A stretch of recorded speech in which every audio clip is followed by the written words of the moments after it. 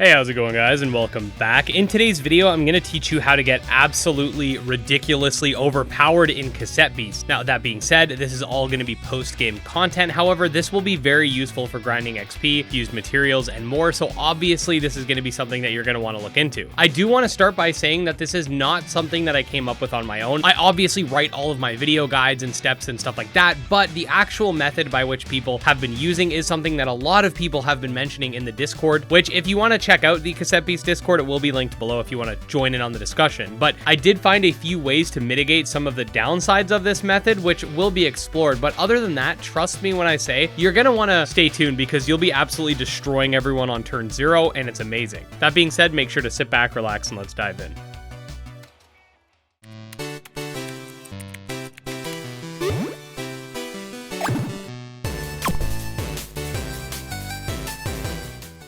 Okay, so first things first, you're going to want to get yourself a couple of Khepri, whom just by taking a look at the insanely high ranged attack stat, you can see is a monster. Khepri can be found before the post game in one location that I went over in my Khepri location guide, but you can also find them an infinite amount of times, and they're actually very common in the, and obviously spoiler warning, secret train station that's unlocked after completing the quest board level 3. Completing the quest board is as simple as collecting fused materials. I will have a guide on how to farm these extremely quickly using this Khepri method, but until then, just defeat rogue fusions, Archangel rematches, Captain rematches, etc. But once you've completed the quest board and gotten it past level 3, you will get a quest that leads you into a place which is located on this spot on the map. Once you go inside the cave, you will have to fight a level 100 rogue fusion, and once you've done that, you will have access to all the wild spawns, which are around level 90, and will typically contain Khepri itself. Once you've captured 2 of them, you're going to want to obviously level them up to 5 stars, but more importantly, you're going to want to go back to the main town and buy 14 random starter stickers for 1100 pulp each from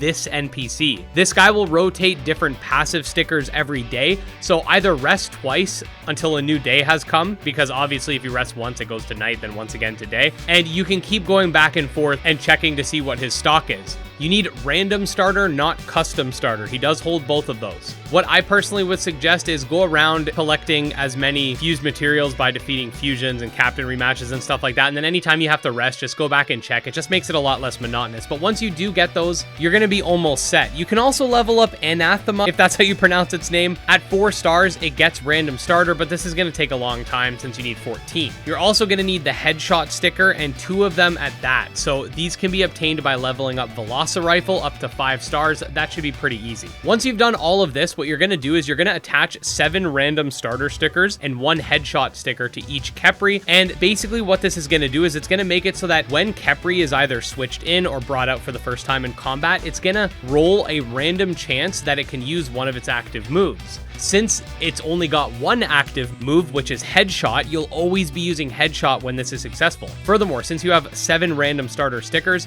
it's going to roll 7 times, and generally I found that you're looking at between 3 to 5 headshots every time you send a Khepri out. Keep in mind that you have 2 of these beasts, and that's already kind of crazy, but we're not done here. Next, go to the guild hall and make sure you've unlocked the gym membership, which you're going to need 6 captain wins in order to do so, but once you have, you can actually respec your character. Max out your character's ranged attack and try to keep some speed just in case enemies use preemptive strike or random starter themselves, so you get priority on those turn 0 hits. But mainly make sure you max out range to 200. Grab Viola and level her up alongside yourself because she does have the highest ranged attack out of any of the companion characters. Side note, special thanks to Navali in the Discord for telling me that, because I was trying to find which companion contains which stats. But once you do this, you have a literal nuke on your hands. I urge you to be very careful to only use this at the front of your party when you're specifically not looking for bootlegs, because this combo will literally melt rogue fusions and any wild monsters you run into. If you happen to run into any uncommon variants of headshot as well,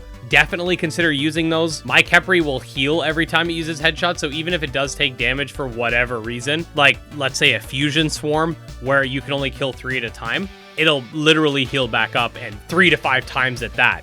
Now, finally, there is one big downside, I guess you could say, that being the fact that Khepri is a fire type, meaning that headshot is a fire type move itself because it's a typeless move. This means that if you hit an air type with this move, it'll actually give them a wall. And while headshot is powerful, it's not always going to defeat enemies in one single hit. And that's why we have 7 random starters attached. If you hit an air type with the first one, every other one's going to keep stacking their walls up. So to remedy this, and this is easier said than done, if you could find a bootleg one that doesn't contain a type that will give a defensive buff or a wall buff to an enemy, whether it be like glass or whatever, definitely try to get one of those. But obviously shiny hunting, especially for Khepri, is not going to be easy. So just keep that in mind. If you're going to go against an air type, maybe make sure you knock it out with one of your other monsters first. But yeah, that's pretty much it for the video. Stay tuned for, I guess you could say, like a part 2 where I go over how you can farm fused materials, XP, and scrap really fast using these Khepris. But for now, that's just how you get OP in game. But yeah, personally, I know this is kind of overpowered, but it is end game, so I think that it's honestly fair game. It's not like the game has PvP or a ranked mode or anything like that. I think farming fused materials is a little bit too slow, so this should definitely help speed up the process. But let me know what you guys think, and if you do want to stay up to date on all things Cassette Beasts, definitely like and subscribe for daily monster taming content. You can check out my Twitter, Discord, and Patreon linked below. And special thanks to my patrons, especially Jim Hamilton, Dro Ghost, Dark Persona Exodus, and Candy Morency. And I'll see you next time. Peace.